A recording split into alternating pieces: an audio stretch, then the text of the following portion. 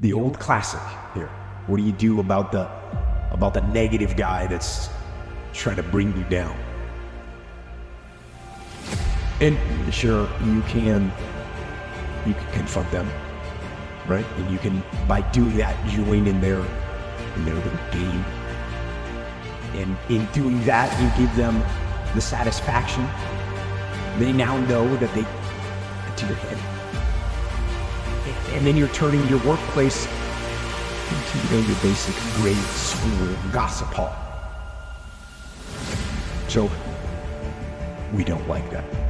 But now there are times, unfortunately, that you have to address things. And when you do it professionally. And you do it, your goal is to disarm them. Because remember that this negative person inside, we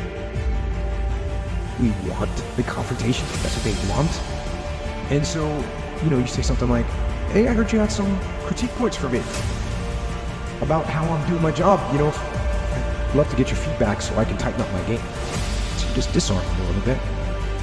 And something like that will likely diffuse the scenario a little bit. And, hopefully the people the person will understand that there are other people that are telling you what's going on, and it'll kind of put them in check and stifle the situation. But the preferred methodology for this situation for me is quite simple. And that is ignore and outperform them. It's possible. I'm thinking about two men right here in Chicago who are fairly successful, similar background, educated. They worked for a corporation for many years, and they were among many people that were laid off. Two guys who were very good friends. One went out looking for a job for several weeks, along with the other one, and they faced disappointment and rejection again and again and again. They couldn't find any work, which is the story of many people across this country. One guy stopped. He became discouraged. He stopped going. He stayed home looking at television, became very argumentative and toxic with his wife, drinking beer, getting on the phone, talking to his other negative, unemployed friends. Yes, please. And he just gave up. The other guy kept looking for a job everywhere he could go. Every time he could get an opportunity, kept asking people, networking, checking the newspapers every day. Kept going everywhere he could, trying to find a job. You have too much education, you're overqualified, you won't be here long enough. He kept going, he kept going. He went to a place and said, look here, I tell you what, if you can't hire me, and I know you can use my talents, abilities, and skills, I don't want to sit home and do nothing. Just let me do some volunteer work. You don't have to give me anything, all right? I just want to work, I want to be busy.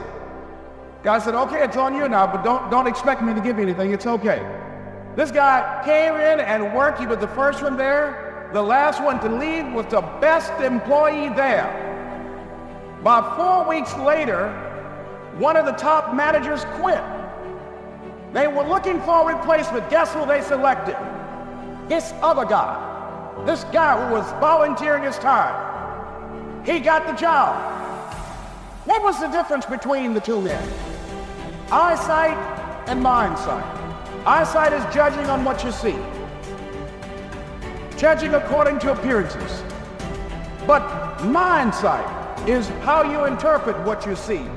I love movies, right? Because I pull messages from movies.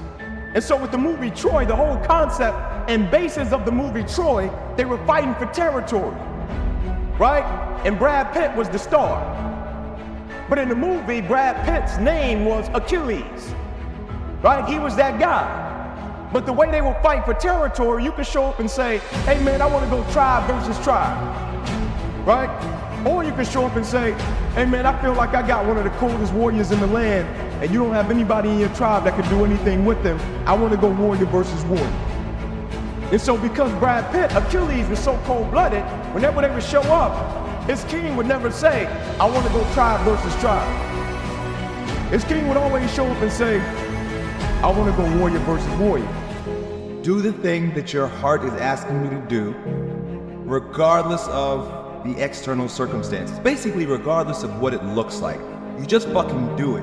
And the reason why I say that is not because of what you might get by taking action in the direction of your dreams. Because the goal, the prize on the other end of it, is not nearly as powerful as who you become when you do the damn thing.